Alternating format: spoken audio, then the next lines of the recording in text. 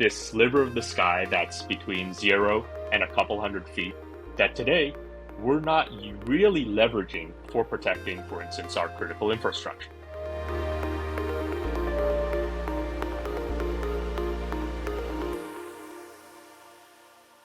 Greetings, Earthlings, and welcome back to Earthlings 2.0, the show where we imagine how we could be better versions of ourselves and build a collective future we actually want to live in. Today, we're continuing our exploration of Earth observation. We started this with hyperspatial data, and today we're exploring a new level of orbit called low sky. And the company that we're going to be talking to is deploying constellations of autonomous flying sensors similar to satellites that we have orbiting the Earth, but very, very close to the Earth using drones. And because these drones are so close to the infrastructure that they would be monitoring, they can provide very detailed definition of this infrastructure like power grids and telecom networks. And at scale, which is really cool, they could also help us monitor and better respond to things like wildfires and natural disasters. But before we get there, I'm your host, Lisa Ann Pinkerton.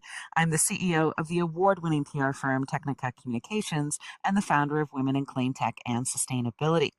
Prior to this, I was an award-winning environmental science reporter for NPR and PBS. And whether you're a new listener or a power user of the Earthlings 2.0 community, we're really happy that you've joined us here today and that you continue to join with us each week. Thank you so much for being a listener. If you'd like to connect with us more, you can follow us on social media. You can check out the show notes to find out more information about this show, and also subscribe to our Substack newsletter, take our listener survey so that we can learn more about you and actually bring you more content that you actually want to hear. And you can support us financially on our Patreon page. And you can also share the podcast with a friend. In fact, I mentioned a bunch of things that you could do.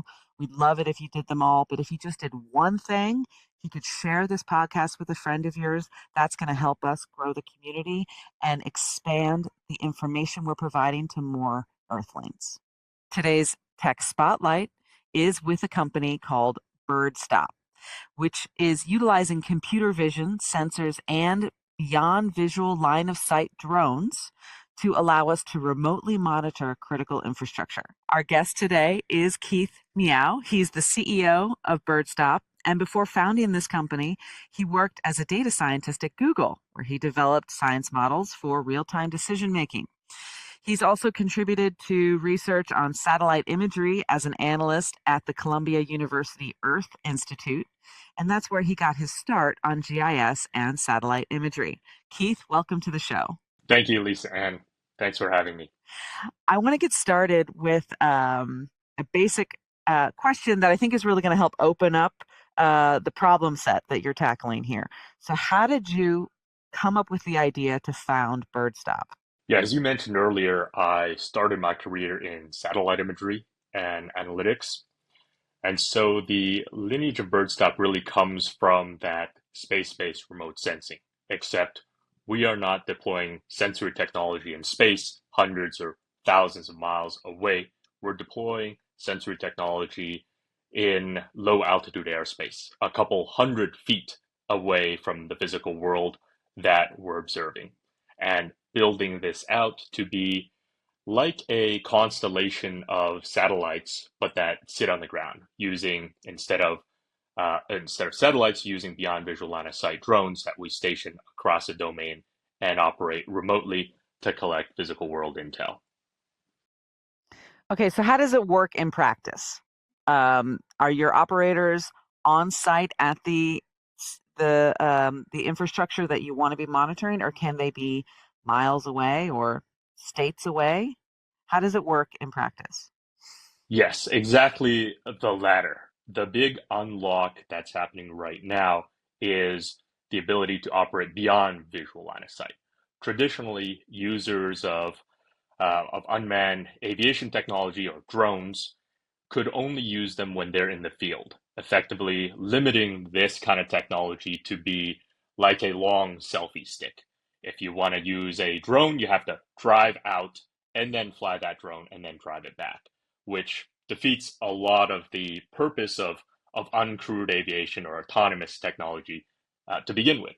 So for us, being able to safely operate beyond visual line of sight, as well as in a regulatorily compliant way with the aviation regulators, namely the Federal Aviation Administration, being able to do that allows us to station these small sensors across a domain. Right now, a small area, but eventually across entire power grids, telecom networks, counties, states, and eventually nationwide, being able to station it remotely and operate it from afar. And this is a challenge that we covered in the hyperspatial episode, which was you can get a lot of information but very low detail, or you can get very higher detail, but you have to know exactly what you're looking at, and you have to look at it at the right time. I think at a high level, that is what we're trying to solve for. So you can use space-based remote sensing, and you could cover a lot of the ground, a lot of ground. You can cover the entire Earth's surface, or you can have a crew go out in the field and inspect an asset from up close and personal and get it every nook and cranny, see it from every angle. Where we sit is really in between, being able to provide possibly the best of both worlds, be able to capture you the level of detail that's like you have a person in the field, a crew in the field, sometimes now exceeding what a person in the field can capture, uh, but also at a scalability that approaches space-based remote sensing. And that's why I mentioned the constellation of satellites on the ground. That's effectively what we're trying to do, is to have the best of both worlds, scale and detail. What's a customer use case that you can use to explain how the results of really what you're able to deliver here in terms of intel that you're providing to your customers? I think one of the challenges when we first started Birdstop is that there are so many use cases. There are at least 15, 20 different industries that could use this kind of intel. For instance, all of the industries that use satellite imagery today, and some more that space-based remote sensing can't quite cut it. And so what we've really narrowed it down to is a focus on national critical infrastructure, such as our power grids, our telecom networks, our ports, our airports, infrastructure that today requires quite frequent monitoring, and if it breaks down, can cause significant repercussions. And so, for instance, in the energy sector, what we are striving for our customers is that they can be sitting at their office, at their headquarters, click a button, and the entire power grid is audited, and the issues are identified for crews to be able to send out and address those issues. And how many flights have you done so far? Where is the company within its trajectory? So today we have gotten to the point where we are doing beyond visual line of sight flights without, so operating from afar, no person actually seeing the area of operations, doing that multiple times a day. We've done over 6,000 flights in this way in a regulatorily compliant fashion without someone there watching the aircraft. And we've done tens of thousands of flights overall where we do have people in the field for testing purposes. But I think what we really track against is beyond visual line of sight flights. And so there's been some companies that have been providing similar services in different industries. And I was speaking to one of them in a conference, and they had said that they had started out with drones, but now they were using airplanes because they just thought they could get better visual readings from a manned airplane flight compared to drones. And so I'm curious of as to what you might say to someone like that, since your operation is all drones. Why are you all in on drones? Yeah, for us, it's the repeatability and the scalability. Uh, the drone technology is one part of it, and it's great. There are plenty of companies building great drones, great sensors that go on drones, and we would like to leverage that technology. We're not a drone manufacturer. We're not a sensor manufacturer. What we effectively do is open up this sliver of the sky between zero and call it to 300 feet and allow for automated and safe operations in this sliver of the sky so that we can deploy airborne sensors and operate them remotely, safely, and at scale. Mhm. So I think what is very different from our way of operations versus the way that you might fly a plane or that you might have a person traditionally going out with a drone is that that person no longer needs to be in the field of observation. That person could be sitting at their desk in the office, that person could be at home, and one day that person could just schedule it and have it all operate on an automated basis and review the data later. And of course, all the computer vision we're developing is also to help that person identify issues that they need to address so you don't need to be fixed on your screen to see them either. This is really neat because I feel like you're almost pioneering this new way of using all this technology to create these actionable insights. I'm curious to hear your thoughts on what you what do you see developing in this imagery space and the analysis space, the work that you're doing specifically. You said that sliver of work that you're opening up. Um, where are we today and what we can do and see and what do you expect in the future? Things are moving very quickly in this space in the sense that when we started the company, if you just look back even a few years, beyond visual line of sight was not a thing. Everybody, if you wanted to use uncrewed aircraft, if you want to use drones, you were taking it into the field and flying it with a joystick. It was your long selfie stick. That was just a few years ago. And in the past 1, 2 years, we have been getting the approvals and working with the regulators, namely the FAA, to be able to use low altitude airspace in an automated and remotely operated fashion. Um, and the term beyond visual line of sight, is essentially describing all of that. And it looks like it's not stopping there because beyond visual line of sight is on its path to become official legislation as well. So something that even just 5 years ago was limited to FAA test sites was something that most people believed would not actually even happen is one, happening. We're doing it on a daily basis. And two, is actually going to become most likely legislation in the next perhaps even year or two. So what do you mean by it's going to become legislation? The term is going to be legislated that these are that there's that term will have FAA regulations around wrapped around it to allow more people to do this. Yeah, as it stands today, uh, doing beyond visual line of sight is still not part of aviation law. I don't want to freak you out to say that it's illegal, but it is not part of the law. You have to get special permitting, right? You have to get special permissions and approvals and things like this, right? You have to let authorities know that you're going to be doing this and when and where you're planning to do it. In addition to that, it's a pretty long, bespoke approval process with the FAA to be able to do this at all.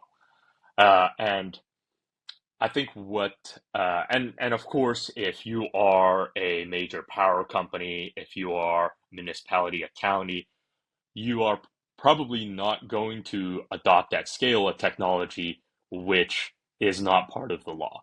And I think, some of our early customers have really taken a bet with us that has paid off and that we've been able to get approvals to operate beyond visual line of sight in more and more complex and advanced ways. And that this is becoming a reality now will allow for the broader market to use.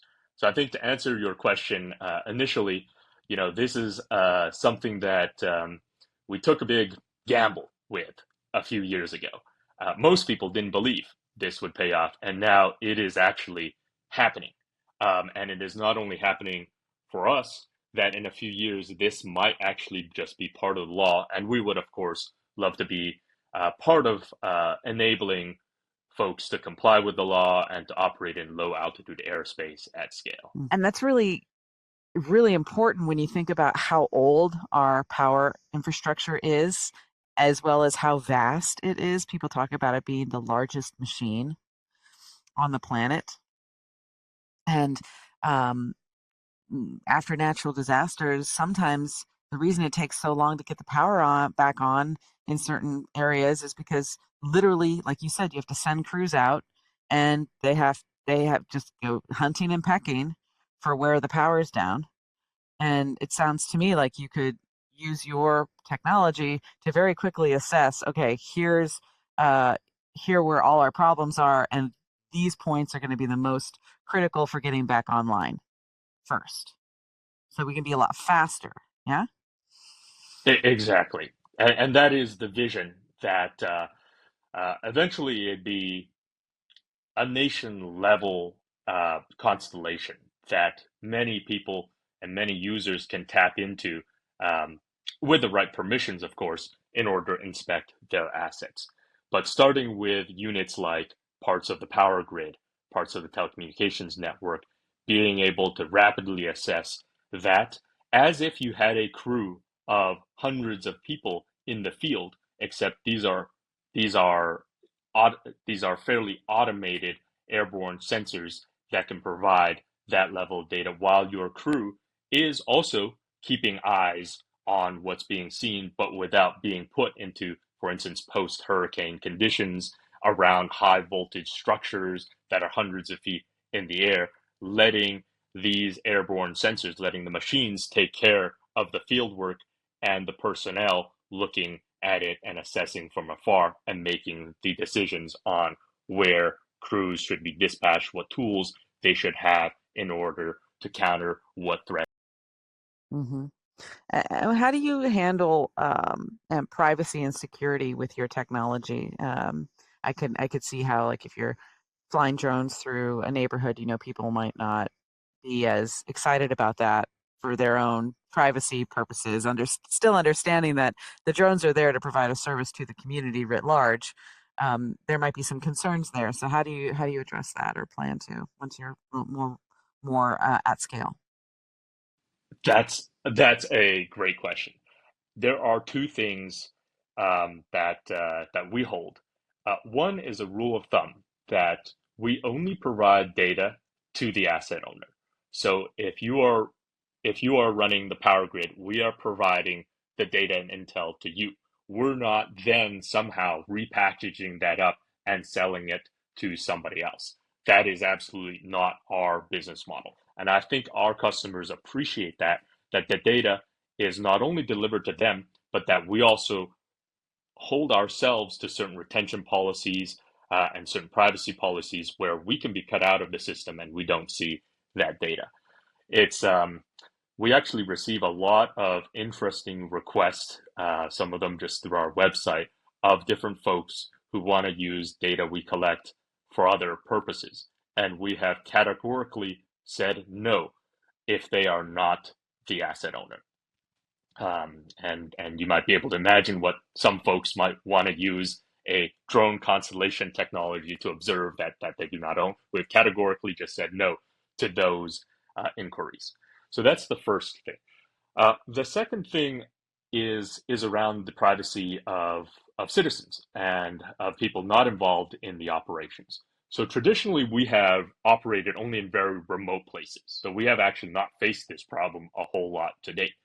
But as we start getting into more urban environments, and we have a few nodes in urban environments now that we're testing out and seeing what the best way to operate in those environments are.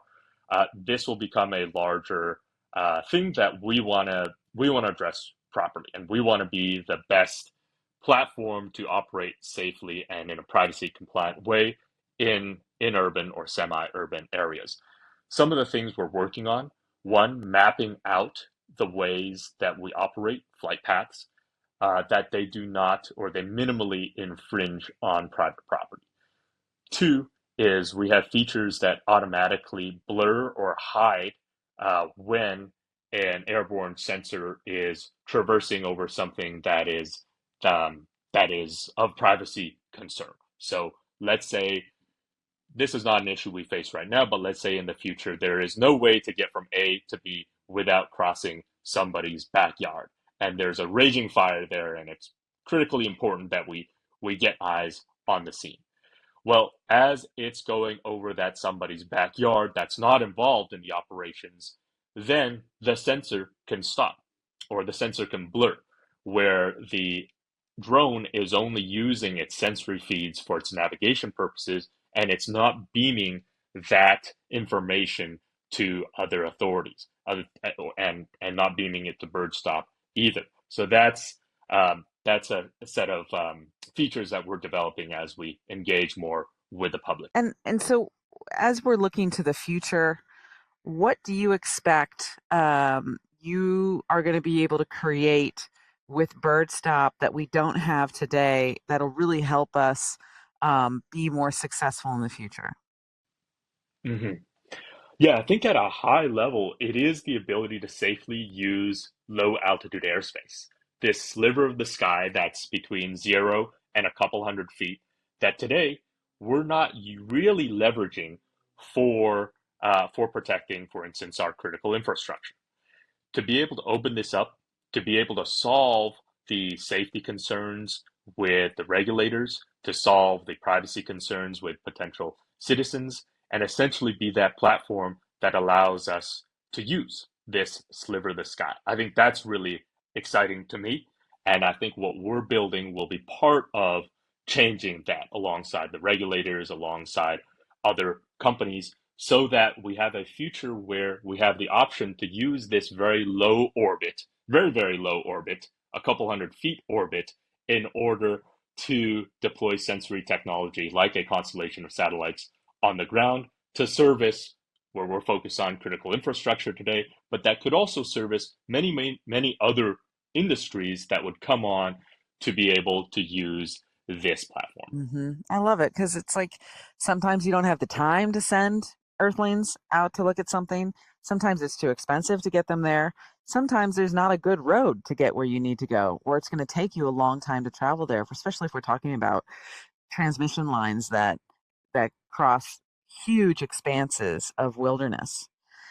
So I think it's really cool what you guys are doing and utilizing all this different technology to bring it all to a place where where people can make real-time analysis and create actionable insights and intelligence that we can then build from. Yes, that's our hope as well. And in addition, Earthlings as of right now can't fly, so can't get on elevated structures and can't traverse um, difficult terrain as well as being able to get to locations quickly as the crow flies. Yeah, thank you so much. We'll see you again on another turn of this beautiful blue-green space flower that we call home.